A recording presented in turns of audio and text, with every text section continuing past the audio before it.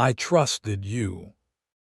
Amara's voice trembled as she threw the taxi keys at Daniel's feet. "You sat there every day and watched me tell you my problems. You watched me cry about unpaid school fees.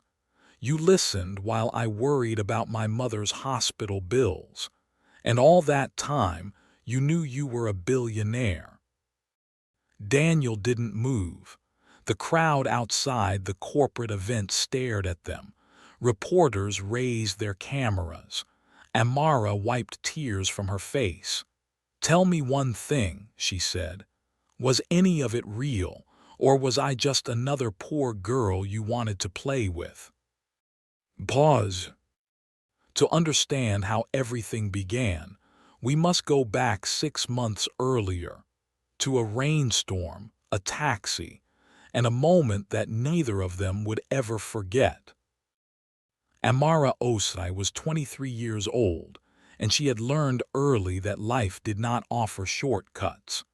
She woke up every morning before 5, before the rest of her small apartment complex had stirred, before the street hawkers had wheeled out their carts. She made her mother's tea first, set it on the bedside table with a piece of bread, and then dressed quickly for her early shift at the clinic where she worked part-time as a nursing aide. She was not yet a nurse. That title was still 1 semester away, still hidden behind unpaid tuition fees and a mountain of textbooks she borrowed from the library because she could not afford her own. Her mother, Grace, had been widowed for 4 years. A quiet woman with tired eyes and hands that had once held the whole family together. Since her husband's death, Grace had developed a recurring heart condition that required medication they could barely afford. Amara never spoke about the weight of it, not to her classmates, not to her friends. She carried it the way she carried everything else, silently and forward. She had dreams, though, enormous, stubborn dreams. She wanted to become a pediatric nurse. She wanted to specialize in caring for children who had no one to fight for them. She talked about it sometimes, softly, the way people speak about things they are afraid to want too loudly. On the other side of the city, in a world that might as well have been a different planet, Daniel Asante was beginning to fall apart in silence. At 28, Daniel was the founder of Veridian Tech, one of the fastest-growing digital infrastructure companies in West Africa. His face had appeared on the covers of 3 business magazines in the past 2 years. His company had just signed a partnership deal worth $47 million. He employed over 300 people. His father, a retired banker and patriarch of one of the most respected families in the region, introduced him at gatherings with barely concealed pride. And Daniel was miserable, not visibly, not in a way anyone around him could see. He smiled at press conferences. He shook hands with investors. He sat through 3-hour board meetings without complaint. But somewhere behind all of it, behind the tailored suits and the carefully worded press releases, and the family dinners where his father reminded him again that it was time to consider marriage somewhere in there, Daniel had begun to forget who he actually was. He had tried therapy. He had tried traveling. He had tried buying a new car, which sat in the garage because driving it made him feel more isolated, not less. Then one Saturday morning, on a whim he could not fully explain even to himself, Daniel rented a taxi license under a false name and began driving. He told no one, not his assistant, not his closest friend, not his younger sister. He drove on weekends only, covering routes in the middle-income parts of the city, far from the neighborhoods where anyone might recognize him. He wore plain clothes. He used a prepaid phone. He called himself Dan. He said later, in the honest conversation that would eventually come, that driving the taxi was the only time he felt like a real person. The rain started without warning on a Tuesday afternoon in March. Amara had just finished a 4-hour practical session at the teaching hospital and was standing at the roadside with her bag pressed against her chest, watching every vehicle drive past without stopping. She had 40 naira left in her pocket. She needed 70 to get home. Daniel's taxi pulled up. He rolled down the window. He looked at her soaked through, trying to hold herself together, and simply said, "Get in." She explained the situation immediately. She was the kind of person who told the truth even when it was embarrassing. "I only have 40. I'm sorry. I know that's not enough." He looked at her for a moment. Then he said, "Today it is." He drove her home without taking the fare. He did not make her feel grateful. He did not make her feel small. He simply drove, asked her once if the heater was too warm, and when she reached her stop, he said, "Take care of yourself." She thought about that drive for 3 days afterward. It was coincidence that brought her back to the same route the following week. Or perhaps it was something simpler, the memory of feeling, for once, like someone had been genuinely kind without wanting anything in return. She flagged down his taxi on a Thursday morning. He recognized her. She recognized him. Neither of them said so immediately, which made the silence between them feel strangely comfortable. "Nursing school?" he asked, glancing at the textbook she had balanced on her knees. "Last semester," she said, "if I can pay the fees." He didn't push further. She appreciated that. Over the following weeks, she took his taxi whenever she saw it. It was not always available. Sometimes she waited longer than she needed to, just on the chance that it would appear around the corner. She told herself it was because the fare was fair and he drove carefully. She was not entirely honest with herself.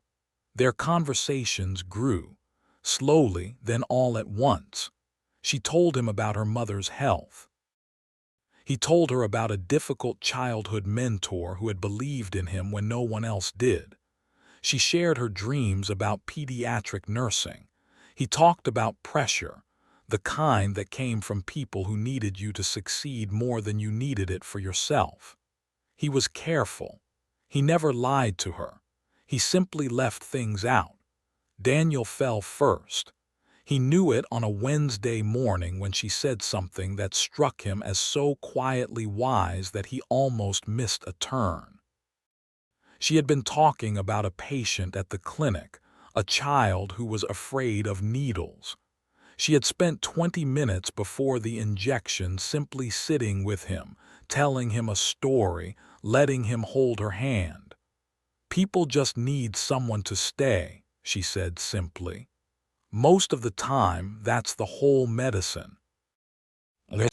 Daniel gripped the steering wheel and said nothing, but something in his chest shifted, like a door that had been stuck for a long time finally swinging open. He started looking for ways to help her without her knowing. He was careful and methodical about it. When he overheard that her mother had been admitted to hospital for 3 days, he called the billing department anonymously and paid the outstanding balance. When she mentioned the tuition fee deadline was approaching, he arranged, through 2 intermediaries, for a partial scholarship application to be fast-tracked at her institution. He watched her face the following week when she mentioned, quietly amazed, that someone had paid part of her fees. "I don't even know who," she said. "Maybe someone just needed to do something good," he replied. She looked at him for a long moment. "You believe in people like that?" "I'm starting to," he said. Amara was more guarded with her feelings. She had been raised by a woman who loved deeply but quietly, who had learned through experience that the heart was a thing that needed protecting.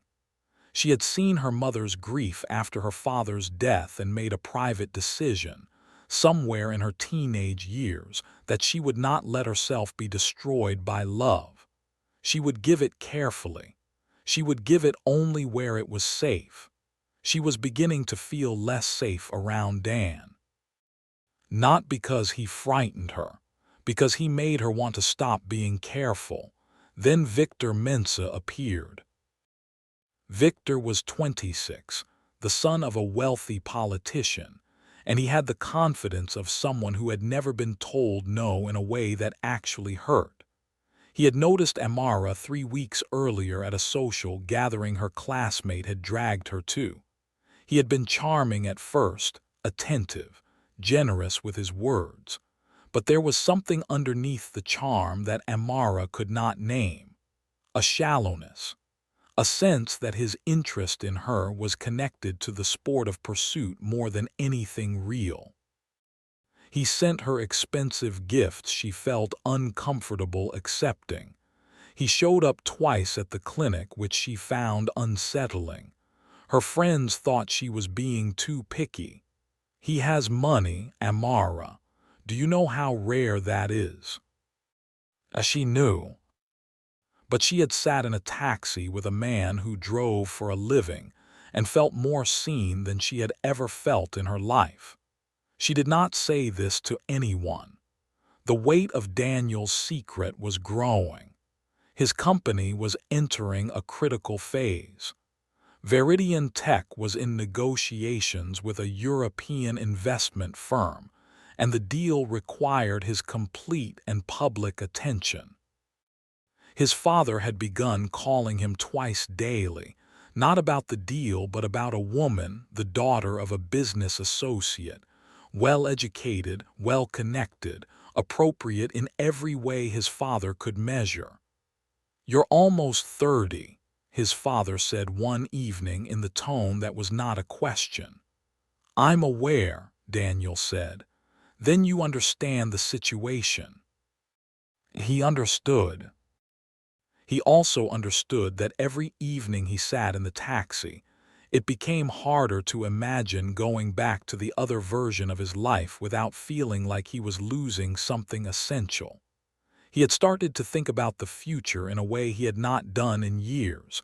Not the company's future, not the family's future, but something smaller and more human. A kitchen table, a voice he recognized, a person who told him the truth. He had almost told Amara 3 times. The first time, they were parked outside her apartment building after a particularly long conversation that had stretched nearly an hour past her stop. She had been talking about her father, about a memory of him carrying her on his shoulders through a crowded market when she was 5, about the way the world had looked from up there. She had grown quiet at the end of it, the way people do when a good memory suddenly reminds them of loss. Daniel had thought, tell her now, just tell her. Instead, he said, he sounds like he was a good man. She nodded, the best I ever knew. The second time was after she had, unknowingly, helped him resolve a crisis. His company's lead developer had threatened to resign over a contract dispute, and Daniel had been struggling to find the right approach. He had mentioned it to Amara in vague terms, a friend, he said, who felt undervalued despite being given money and recognition. She had not hesitated. Then money and recognition aren't what he needs.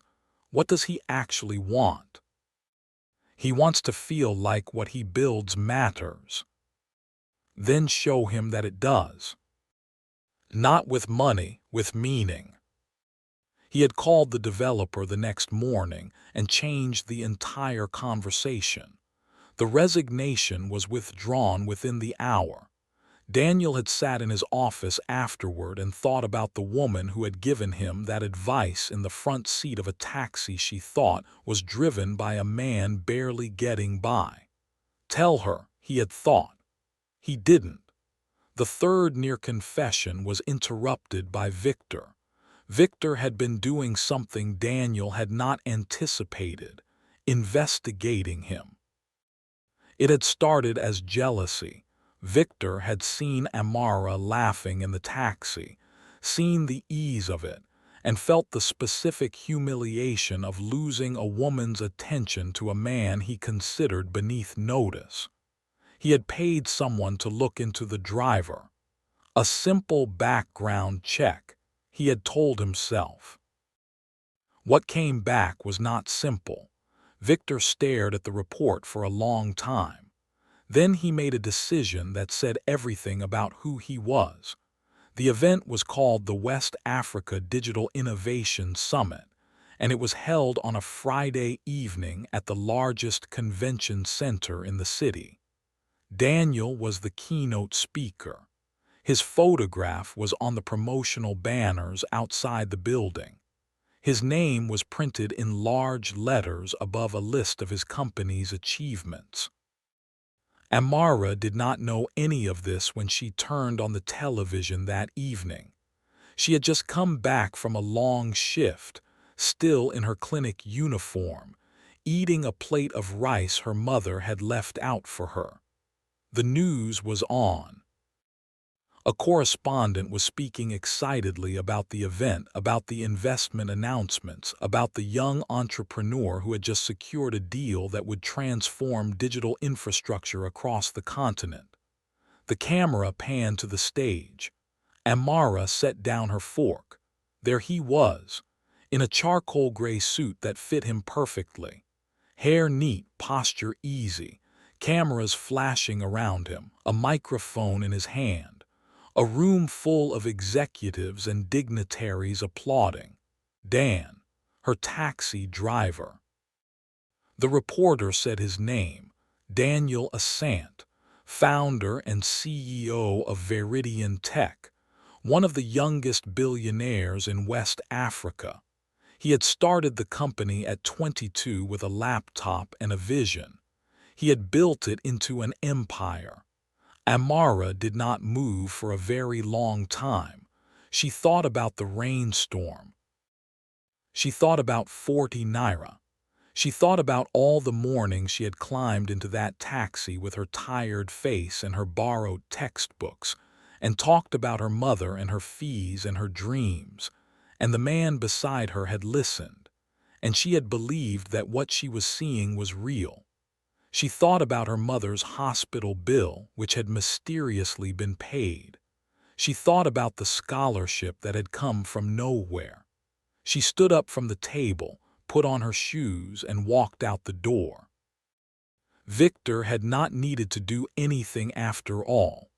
The television had done it for him. But he was there when Amara arrived outside the convention center, pulling up in a gleaming car, watching with satisfaction as she pushed through the crowd toward the entrance. He had known she would see the broadcast. He had made sure of it, a quiet word in the right ear, a suggestion that the event might be worth watching tonight. He watched from the edge of the crowd as she found Daniel outside, stepping away from a group of photographers for a moment of air. And he watched as everything he had planned began. Daniel saw her from 30 meters away. He knew immediately. He knew from the way she was walking, not with the easy step he had come to recognize, but with something tight and controlled, the walk of a person holding themselves together with great effort. He had 2 seconds before she reached him to decide what to do. He did nothing. He stood still and let her arrive. "Is it true?" she asked. "Yes." She absorbed that. All of it, the company. The money. "Yes. I trusted you." Her voice cracked on the last word. The cameras caught it. Someone nearby turned to look. Daniel stepped forward instinctively, trying to move the conversation away from the watching eyes, but Amara stepped back. "Don't," she said. "Don't manage this." He stopped. "You sat there every day," she said, quieter now, which was somehow worse. "You listened to everything, my mother, my fees, my life, and you never said a word. Why? What were you doing? What was I to you?" "You were the only real thing I had," he said. She shook her head. "That's not an answer." "I know." She picked up the keys he had left on the car, the taxi keys which he had brought out of habit, not thinking, and she threw them at his feet. Then she walked away. She did not run. She walked with the same controlled step she had arrived with, and Daniel watched her until she disappeared around the corner, and the cameras kept flashing, and someone somewhere was still applauding. The weeks that followed were the quietest of Daniel's adult life. He threw himself into the work with the discipline of a man trying to outrun his own thoughts. He finalized the European investment deal. He promoted his lead developer. He attended the dinners his father arranged and sat across from the appropriate woman and said the appropriate things and felt nothing at all. His assistant noticed. She said nothing. His sister said something. "You look like someone died." "I'm fine," he said. "You haven't driven the taxi in 3 weeks." He looked at her. She was the only person he had ever told about the weekend driving, in a moment of honesty he had never regretted. She had not told their father. She had simply said, "I think that's the smartest thing you've ever done." "I don't think I'll drive it anymore," he said. She was quiet for a moment. Then, did something happen? He thought about Amara's face in the moment she recognized him on the television screen, the specific stillness of it. The moment someone realizes the story they believed in has a different ending than they thought. "Yes," he said. Amara, meanwhile, had made a decision. She would not think about it. She would focus on her final semester, her exams, her mother's health. She would be practical. She was good at practical. She had been practicing practical her entire life. She was less good at forgetting the sound of a voice that had, for 6 months, made her feel like the most interesting person in the world. Victor called. She did not answer. He appeared at the clinic. She had the receptionist tell him she was with a patient. She was not with a patient. Her mother noticed the change in her. "You're not eating properly." "I'm eating." "You're eating the way people eat when they're sad. Like food is just something to do." Amara looked at her mother. Grace had the particular perception of a woman who had lived through her own heartbreak and recognized the shape of it in her daughter. "There was someone," Amara said finally. "I thought I knew him. I just didn't know everything about him." Grace was quiet for a moment. "Those are different things," she said. "I know. The first is called knowing a person. The second is called not knowing their biography." Amara said nothing. "People are not their circumstances," Grace said. "They are what they do when the circumstances change." Amara thought about a man who had driven a taxi on his days off because it was the only place he felt like himself. She thought about the way he had listened, the way he had never once looked at her like she was less than. She was still angry, but her mother's words settled in her like a stone dropping through water slowly, all the way to the bottom. The accident happened on a Tuesday. Daniel had been driving not the taxi but his own car, returning from a late meeting when a truck ran a red light and struck the driver's side. The impact was significant. He was conscious when the ambulance arrived but in considerable pain, his left arm broken in 2 places, 3 fractured ribs, a head wound that required stitching. He was taken to the nearest major hospital, which was the teaching hospital, where Amara did her clinical rotations. She was on duty when they brought him in.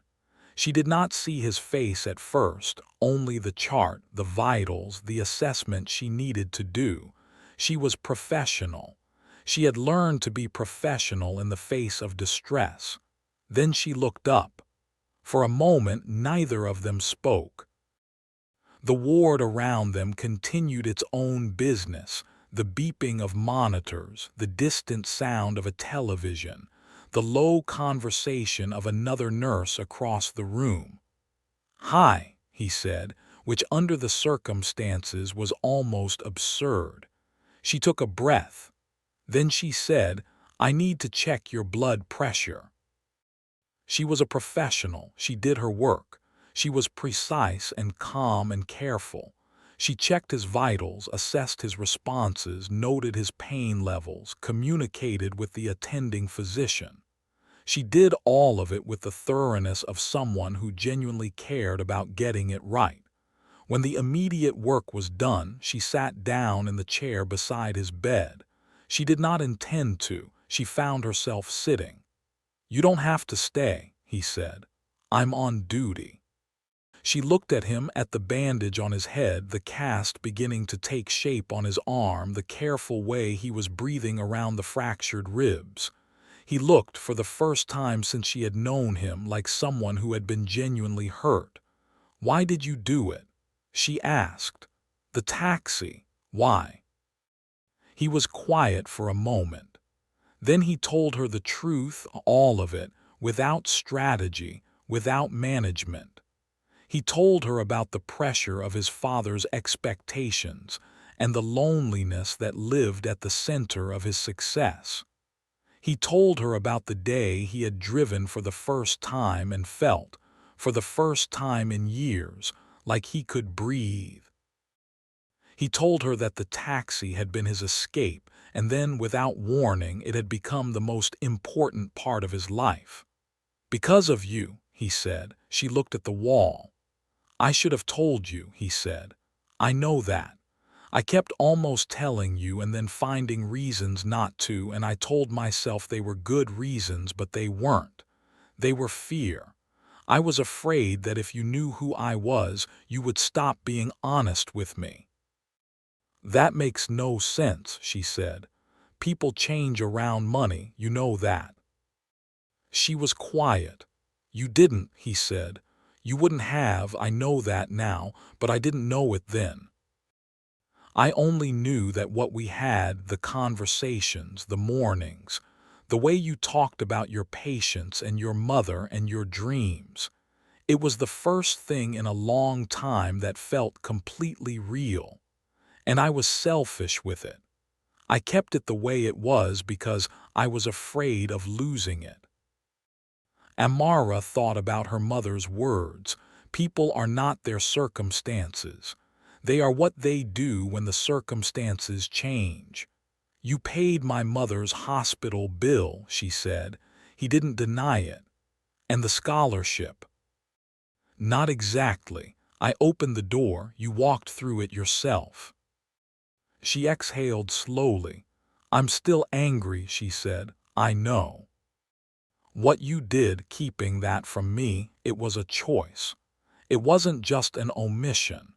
You decided every day not to tell me the truth. That hurt me. I know, I'm sorry." Silence. The monitors beeped. Someone laughed down the hall. "Your feelings for me," she said finally, quietly, "were they real?" He looked at her without flinching. "Every single one." She stood up. She adjusted the chart at the foot of his bed. She was precise about it, exact. The way she was precise about everything she did when she was trying to hold herself together. "I need to finish my rounds," she said. "Of course." She walked to the door.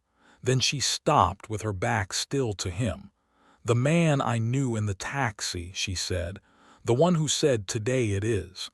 The one who listened. Was that you?" A pause. "That was me. That's always been me." She nodded once. Then she walked out. 2 weeks later, Daniel Assant walked into a board meeting and declined the engagement his father had been quietly arranging for 8 months. He did not do it with anger. He did not do it with a speech. He simply sat down across from his father and a senior business associate and said, "I'm not going to marry for the company. I'm sorry." His father stared at him. "This isn't a rejection of you or of the family," Daniel said. "It's a decision about my own life. I should have said it sooner. I should have said it the first time it was raised." "You understand what this could cost," his father said. The tone was not a threat. It was simply the statement of a man who had spent his life understanding how the world worked. "Yes," Daniel said. "I understand." "Then who is she?" Daniel had not expected that. He looked at his father. "No one arranges their own humiliation," his father said, "unless there is a reason." Daniel told him. He told him about the taxi, about the months of driving, about Amara, her name, her work, her mother, her dreams. He told the story the way he had told it in the hospital room, without management, without strategy, with only the truth. His father listened without interrupting, which was itself unusual. When Daniel finished, his father was quiet for a long time. Then he said, "She is a nursing student." "Almost a nurse." "From a modest background." "Yes."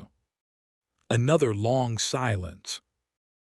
"Your grandfather," his father said, "drove a bus for 11 years before he owned his first business. Your grandmother worked in a laundry." He paused. "I forget sometimes that we were not always who we are." Daniel waited. "Bring her to dinner," his father said finally. "Let me meet the woman who made you get back in a taxi." It was not immediate acceptance. It was something more honest than that. It was the beginning of understanding, which is slower and more durable than acceptance given too quickly. There were dinners that were awkward. There were questions from relatives that were too direct. There were moments when Amara sat at a table surrounded by wealth and felt the particular discomfort of a person who has not yet found their footing in a new landscape. But Daniel's father watched how she spoke about her work. He watched how she listened when others spoke. He watched how his son looked at her, not with the performed ease of a man who had chosen the right thing for the right reasons, but with the specific stillness of someone who had finally stopped being lonely. He said to Daniel's mother one evening, "She's serious, the way your father was serious." His mother smiled. "Yes," she said, "I noticed that too." Amara Os graduated on a bright Saturday morning in May. She wore her uniform with the precision she gave to everything: pressed, exact, earned. Her mother sat in the front row with tears she did not bother to hide. Her classmates cheered when her name was called. She walked across the stage and received her certificate and thought, for just a moment, of every early morning and every borrowed textbook and every Tuesday she had cried into her pillow and gotten up anyway. She did not see Daniel at first when she emerged from the hall into the sunlight outside.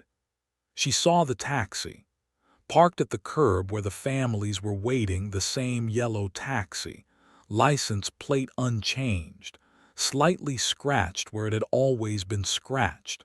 She stopped walking. He was leaning against it in plain clothes, not the charcoal suit, not the corporate presentation. A white shirt, dark trousers, the same easy posture she had first seen when he rolled down the window in the rain and said, "Get in." Her mother had stopped beside her. Amara heard her make a small sound. She walked toward him. "You kept it," she said. "Couldn't let it go," he said. "It's where I met the most important person in my life." Behind her, her classmates had gathered. Her mother stood very still.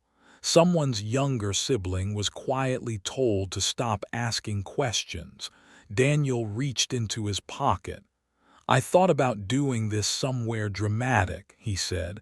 "A rooftop, a restaurant, something appropriate to the scale of things." He looked at her. "But I think this is right. I think it should be here." He opened the small box. The ring was simple, not understated. It was clearly beautiful, clearly real, but simple in the way that suited her. No performance, no excess, just something honest and lasting. "I'm still the man who said today it is," he said. "I'll always be that man. I was just afraid you wouldn't believe it if you knew everything else." He paused. "You were right to be angry. You were right to walk away.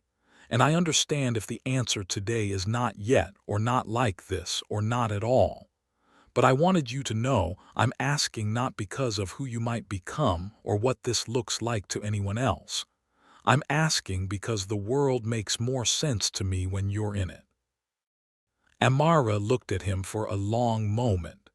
She thought about 40 naira and a rainstorm. She thought about all the mornings she had sat in the front seat of a taxi and told the truth to someone who already knew more of her truth than she realized. She thought about a hospital room and a man who had said, every single one. "Yes," she said, not loudly, not for the crowd, just the word given to him clear and complete. Her mother made the sound again. Her classmates were less quiet about it. He put the ring on her finger. She looked at it for a moment, at the way it caught the May sunlight, at the hands holding hers, at the taxi behind him with its familiar scratch and its familiar smell of the city. She laughed suddenly and fully the way she had not laughed in months. "You really drove a taxi," she said. "Every weekend," he said. "Best decision I ever made." She shook her head. Then she stepped forward and he held her, and behind them the taxi sat at the curb where it had always been, not a secret anymore, but a beginning. Not a lie, but the place where the truest version of both of them had learned, slowly and without pretense, how to find each other. Some love begins in grand gestures and beautiful speeches. Some love begins in a rainstorm, with 40 naira and a quiet act of kindness. The taxi that had begun as a secret became the symbol of everything that mattered most. And Amara Osai, now a nurse, drove away in it, beside the man she had known in every way that counted, into the rest of their lives.